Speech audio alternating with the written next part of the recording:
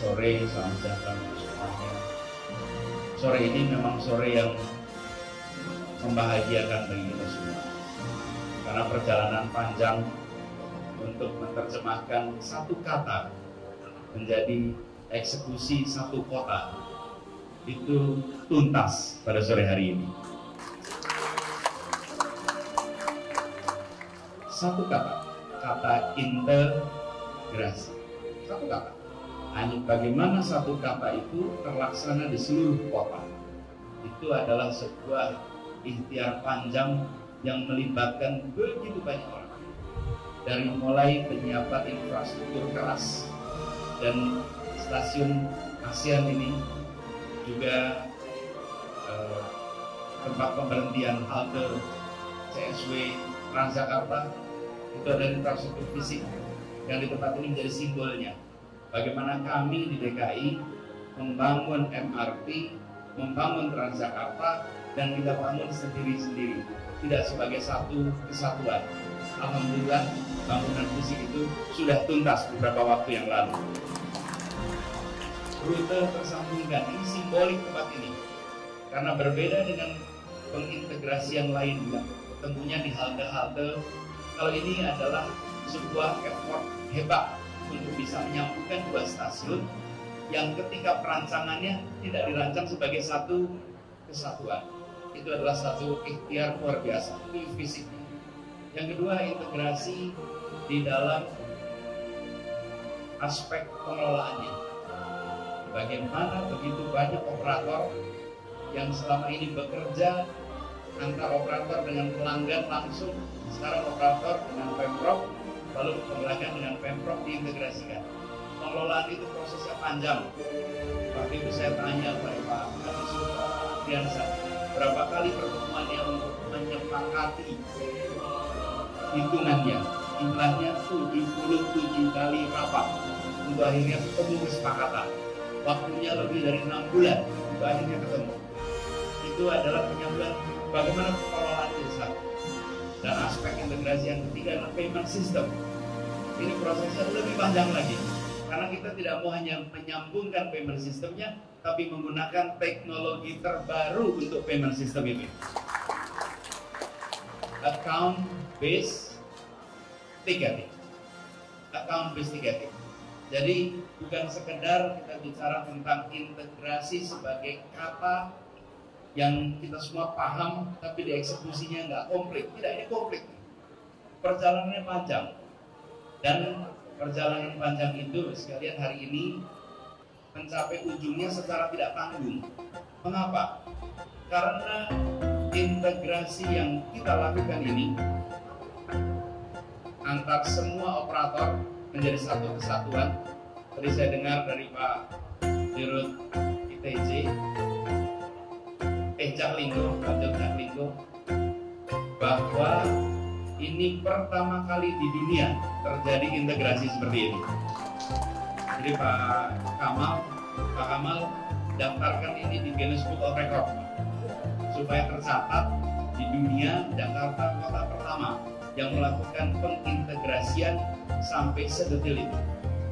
Nah, ditambah lagi di berbagai tempat sistem pembayarannya secara teknis menggunakan kartu, lalu naik kelas menggunakan QR code, menggunakan HP. Nah, Jakarta nggak mau cuma segitu. Jakarta tambah satu lagi, menggunakan face recognition. Lagi-lagi, ini pertama kali baru dilakukan di sini. Nanti tim dari Jaklingko, MRT, Transjakarta pastikan face recognition ini tidak berhenti di satu stasiun. Pastikan face recognition bisa berlaku di semua stasiun yang ada di Jakarta. Prosesnya tidak harus besok, tapi kita menuju ke sana. Supaya apa? Terus sekalian, ketika kita melakukan perubahan, jangan menengok ke negara lain dan sama dengan mereka. Jangan. Kita menengok ke negara lain dan kita bilang kita harus lebih maju daripada negara lain. Jadi kalau kita menengok ke mereka dan mau sama, nanti pada saat kita berhasil sama, dia udah satu level lagi di atas kita. Karena mereka pun melakukan perbaikan terus-menerus.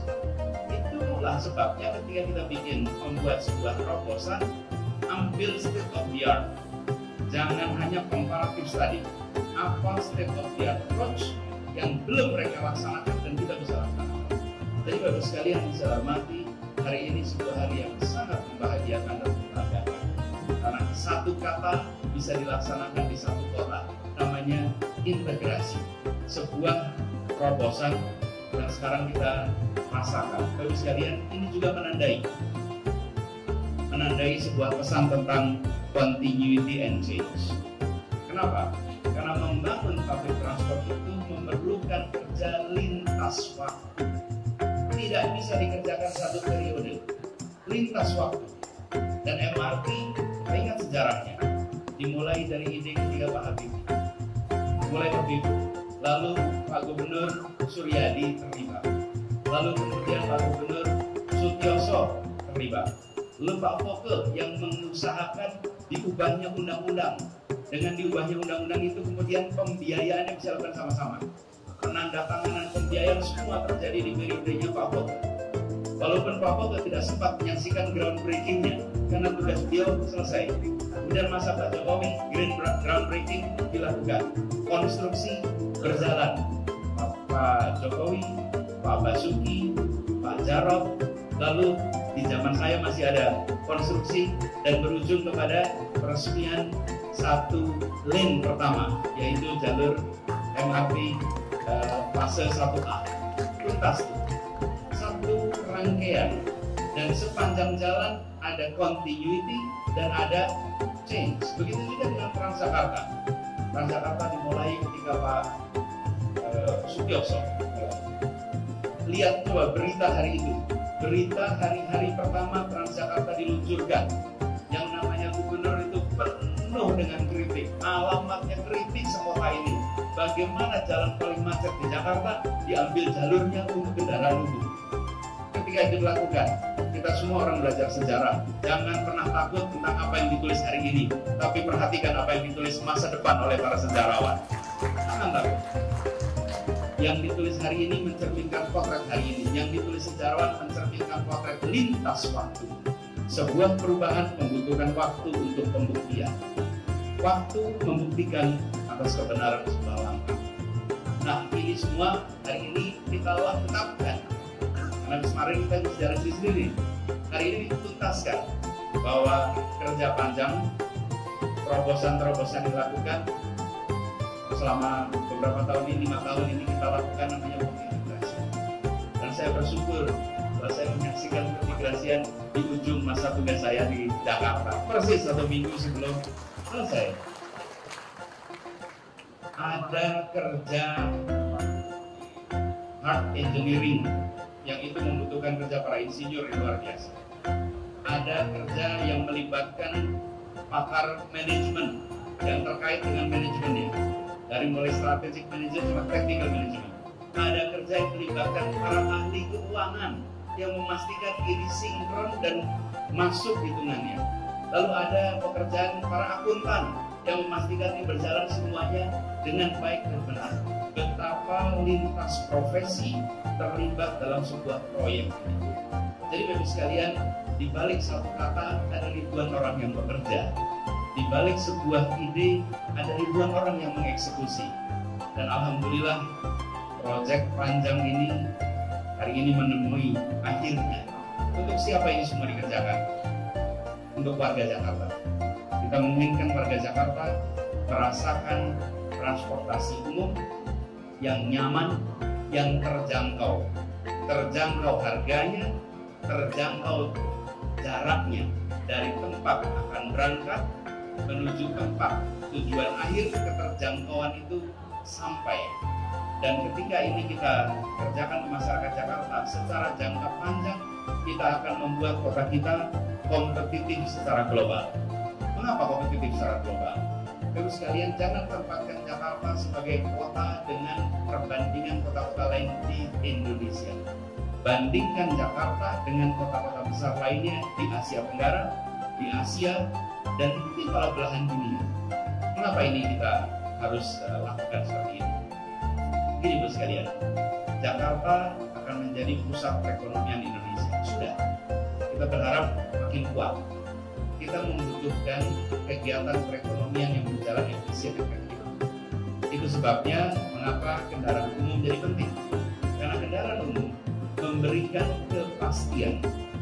Kendaraan umum bukan menghilangkan kemacetan, tapi kendaraan umum memberikan kepastian waktu, kepastian biaya, dan kenyamanan dalam perjalanan. Itulah kendaraan umum. Kota Tokyo yang kendaraan umumnya sudah sangat maju, kalau ditanya tingkat kemacetannya, ya tingkat kemacetannya nomor 17 dunia. Lebih macet daripada kita. Tapi kalau lihat transportasi umumnya sangat maju.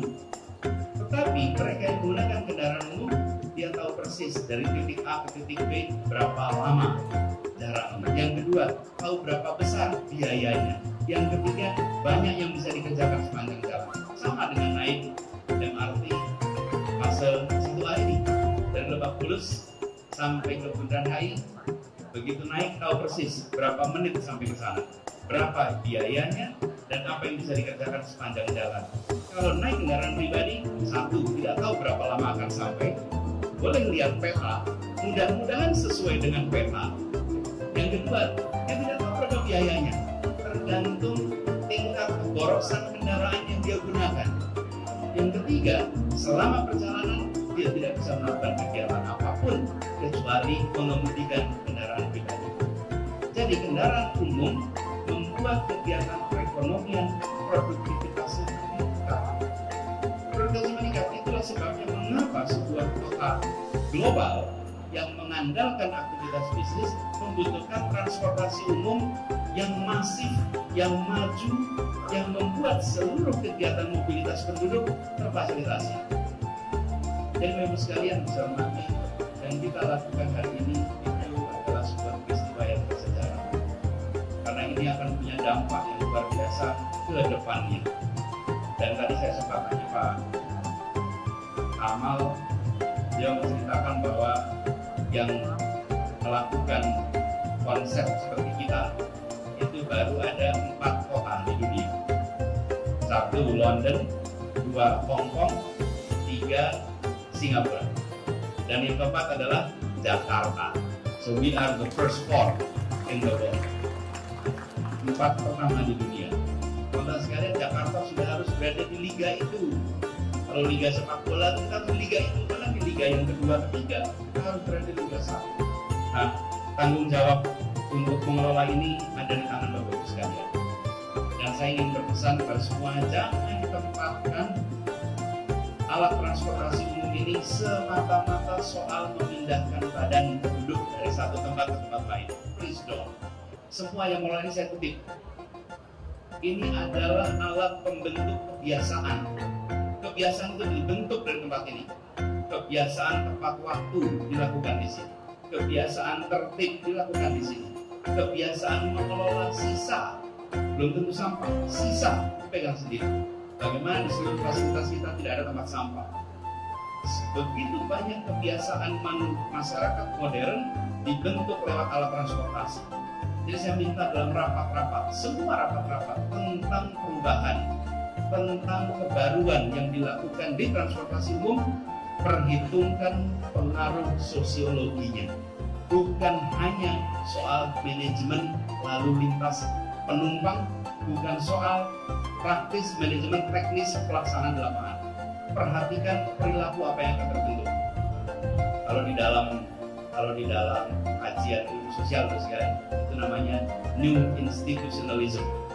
Bagaimana institusi dibuat untuk mengubah perilaku, dan itu harus terjadi di tempat ini. Lalu apalagi yang kita penting, Bapak sekalian, Jakarta adalah kota yang penduduknya luar biasa bervariasi.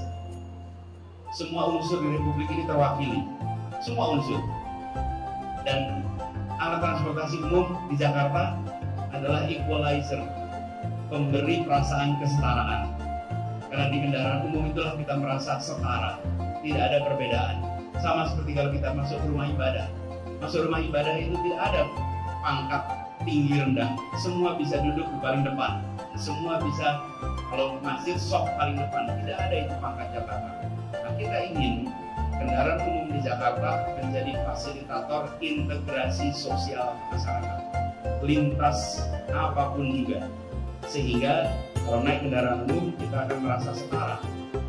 Dan mudah-mudahan kalau begitu nanti misalnya di MRT sendiri atau di Jaklingko Transjakarta, antara direksi dengan office boy kendaraannya sama, tapi ketika kita pakai kendaraan pribadi pasti beda. Yang CEO, yang direktur pakai kendaraannya X, yang office boy kendaraannya Y, gapnya luas sekali dan tidak pernah ketemu di jalan. Tidak ada pertemuan di jalan antara gap itu. Tapi begitu ada kendaraan umum, maka kendaraan umum menjadi pemersatu perasaan kesetaraan. Jadi Bapak Ibu sekalian, saya titip pada semuanya, ke depan change akan terus dilakukan, dan teruslah membuat change, teruslah membuat masalah, teruslah membuat masalah. Masalah itu apa? Tinggikan ekspektasi, tinggikan harapan, sehingga kenyataan menjadi masalah, selisihnya jadi masalah. Makin tinggi harapan kita, makin muncul masalah baru. Jangan berhenti melakukan inovasi, jangan berhenti melakukan perbandingan. Dan bila ada yang melakukan terobosan terbaru, cek bisakah kita melampaui terobosan itu. Jadi kita tidak boleh berada di zona nyaman bahwa hari ini kita sudah lompat melakukan integrasi. The business is over. No, this is just a new beginning. Ini hanyalah awalan yang baru bagi kita semua. Dan saya berharap yang tadi saya sampaikan terkait dengan perubahan perilaku masyarakat, termasuk perilaku kepercayaan pada teknologi. Terus kalian mempercayai teknologi ini penting, karena kita akan selalu hidup dalam ekosistem dengan teknologi. Dan ketika kita menggunakan kartu, kita menggunakan QR code HP, lalu kita menggunakan face recognition, itu level trust terhadap sistem meningkat. Yang kartu dibandingkan yang QR code dibandingkan dengan facial recognition. Begitu sampai facial recognition, dan itu biasa bisa disebut ya complete trust in the system. Complete trust system. Dan membiasakan orang terbiasa memiliki kepercayaan pada teknologi. Di sisi lain, jaga seluruh data itu dengan baik, sehingga masyarakat merasa tenang ketika menggunakan semua fasilitas-fasilitas yang ada di sini. Bapak Ibu sekalian yang saya hormati, izinkan dalam kesempatan ini saya menyampaikan terima kasih, apresiasi pada semua yang terlibat, baik yang ikut di dalam upacara ini maupun mereka yang tidak sempat terundang dalam upacara ini tapi berperan. Boleh kita beri tepuk tangan sebagai tanda apresiasi kepada semua yang terlibat. Dan saya berharap ini terus kita kembangkan. Kalau perlu Bapak Ibu sekalian, selalu siapkan beberapa orang yang ditugasi untuk melakukan comparative assessment terus-menerus, sehingga kita mengalami perkembangan yang tidak pernah berhenti. Laporkan tiap 3 bulan, laporkan tiap 6 bulan, sehingga kita punya kebaruan terus-menerus. Dan saya berharap Bapak Ibu sekalian, cek tingkat kepuasan masyarakat atas yang kita layani. Saya ingin titip, ini kota global. Dulu saya pernah sampaikan di awal-awal, disebut transportasi umum di Jakarta ini sudah masuk level global atau belum. Salah satu KPI paling sederhana adalah apabila para ekspat sudah menggunakan kendaraan umum di Jakarta. Bila para ekspat menggunakan kendaraan umum di Jakarta, maka kita bisa mengatakan bahwa we are at par dengan tempat-tempat lain. Tapi selama para ekspat masih menghindari kendaraan umum, berarti kita belum at par dengan negara-negara lain. Insya Allah segera kita bisa at par dengan negara-negara lain. Termasuk menggunakan Mikrotrans. Dan para ini saya cerita sedikit. Saya 2 bulan lalu ada acara di Jepang. Di Jepang, dan dialog begini, kami menceritakan reform di transportasi. Salah seorang pesertanya masukkan tangan dan dia bilang, Pak Gubernur, saya beberapa bulan lalu di Jakarta, kaget lihat Jakarta karena berubah sekali. Satu, dia bisa jalan kaki. Dulu kalau di Jakarta kita bisa jalan kaki di tempat ini, tidak ada trotoar. Lalu lihat tempat-tempat taman-taman dia lihat. Tapi yang mengejutkan sekali adalah dulu dulu dia selalu naik angkot kemana-mana. Jadi orang Jepang biasa naik kendaraan umum. Dan ketika naik angkot sekarang, dia terkejut dengan sistem pembayaran pakai kartu, dan dia terkejut dengan ketersambungan dan kenyamanannya, sampai dia putuskan untuk keliling Jakarta menggunakan angkot dan Transjakarta. Dan dia bilang itu salah satu yang terbaik, bahkan lebih baik daripada yang saya alami ketika di Jepang. Nah, yang begini-begini nih Pak, yang kita butuhkan. Kalau masyarakat kita puas, satisfaction is a function of expectation. If your expectation is low, satisfaction is easy. But if your expectation is high, satisfaction is demanding. Nah kita jangan cari yang ekspektasinya rendah untuk menjadi puas, tapi cari ekspektasinya tinggi. Dan disitulah sebabnya mengapa kita tantang diri kita sendiri untuk mengajak komunitas internasional di Jakarta menggunakan kendaraan umum. Kalau perlu Pak, kampanyekan ke kantor-kantor kedutaan kartu-kartu untuk pakai sebulan pertama gratis, sehingga mereka semua rame-rame mau pakai. Biar mereka merasakan. Sebagian dari mereka tahunya transportasi umum bertahun-tahun dulu ketika belum ada permajaan. Ajak mereka untuk masuk, ajak mereka untuk dalam sistem ini. Mereka nanti akan bisa menjadi asesor buat kita. Terus sekalian, saya hormati, terakhir saya sampaikan terima kasih. Tadi saya terkejut mendapatkan nama integrasi. Terus sekalian, yang penting bukan soal awardnya, yang penting bahwa ini terlaksana di Jakarta dan membuat kenyamanan bagi seluruh warga Jakarta. Terima kasih atas dengarkan itu. Semoga ini menjadi bagian dari continuity change yang terus-menerus kita lakukan. Kita hormati yang pernah dikerjakan dulu, kita beri kredit pada semua yang telah bekerja di masa lalu, sambil kita bekerja untuk membuat lebih baik masa kini dan masa depan. Izinkan saya mengakhiri sambutan kami pada sore hari ini dengan secara resmi meluncurkan implementasi tarif integrasi Jakpinko ini. Dengan mengucap Bismillahirrahmanirrahim, pada hari ini Jumat 7 Oktober 2022, implementasi tarif integrasi Jakpinko dan peluncuran Mikrotrans AC secara resmi dinyatakan tuntas. Terima kasih, kurang lebih mohon dimaafkan. Assalamualaikum warahmatullahi wabarakatuh.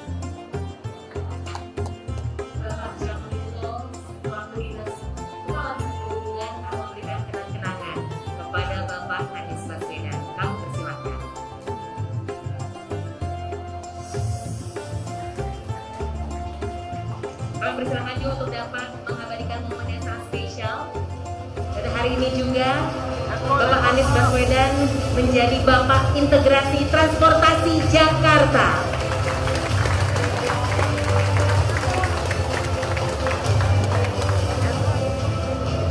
Baik, kita berikan tepuk tangan sekali lagi yang paling hangat kepada momen hari ini sebagai Bapak Anies Baswedan, Bapak Integrasi Transportasi Jakarta. Jangan lupa like and subscribe. Terima kasih.